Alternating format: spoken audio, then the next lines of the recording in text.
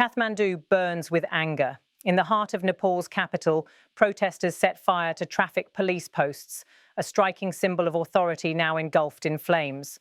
What began as political discontent has spiraled into fiery defiance on the streets. The blaze is not just wood and metal. For many, it represents decades of frustration. Protesters say their patience has been tested far too long by corruption, impunity, and political gamesmanship. Boards bearing state emblems are smashed apart, objects hurled into flames, and voices raised in fury. This is not an isolated incident, but an uprising fueled by years of unmet promises. In a daring act, demonstrators parade with trophies looted from Singha Durbar, Nepal's iconic government complex housing the Prime Minister's office. To them, it is both rebellion and theatre, proof of a government brought to shame. From rooftops and vehicles, slogans echo across Kathmandu. The chants grow louder than the sirens. Among the protesters, the voices of young Nepalis cut through the smoke. One of them, student Safal Andolankari, explains the depth of frustration. He says the international media might focus on a social media ban, but in truth, this anger has been building for more than 2 decades. It is corruption, he says, that has fueled the fire. Every one of them, he insists, has had enough. The Prime Minister's resignation, he warns, is not enough. Tomorrow, another coalition could easily form, another round of the same old politics, and the cycle would continue. This protest, he says, is about breaking that cycle once and for all. For others, the protests are personal, deeply emotional. Student Marina Maharjan recalls being near the site of a tragedy that left children dead. She describes the grief as if she had lost members of her own family. Her pain turns to anger when she recalls that police fired live rounds instead of using rubber bullets. To her, it was not just an error of judgment, it was a crime. She calls it a mass murder and says the Prime Minister, even in resignation, must be held accountable. These words reveal why the resignation of KP Sharma Oli has done little to calm the streets.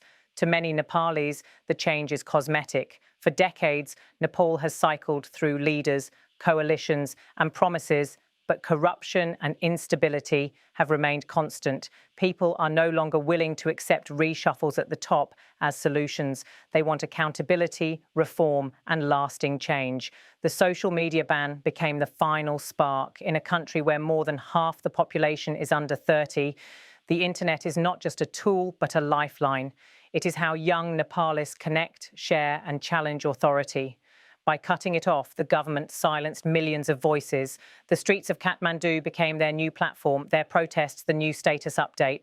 The roots of discontent, however, run deeper than one policy. Nepal ranks poorly in global corruption indices.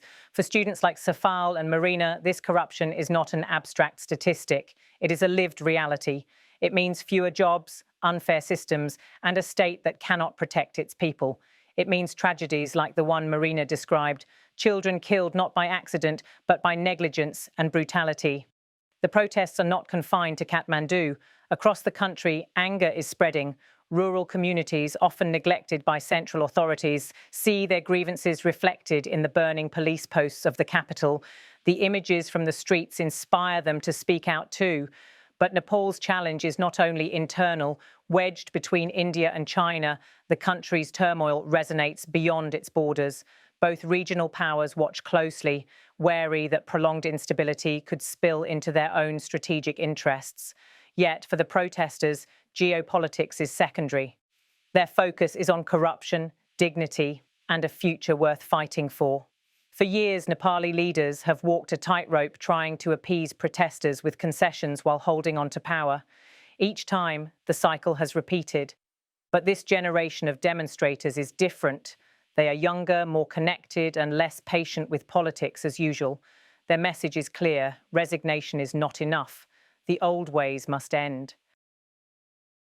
International observers are beginning to echo these concerns. Rights groups condemn the use of live ammunition. Videos of police brutality spread despite the ban, shared through encrypted apps and word of mouth. Marina's words, calling it mass murder, are not just emotional testimony. They are evidence in the court of public opinion.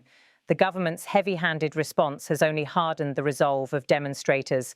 Rather than dispersing, they gather again, louder and larger. Flames rise higher, not only consuming wood and stone, but also burning away illusions of stability. Nepal's modern history has been marked by transition from monarchy to democracy, from war to peace, from hope to disappointment. Each transition promised a new beginning, but for many, those promises turned hollow. Today's protests are rooted in that history. They are not just about one prime minister, one coalition, or one ban.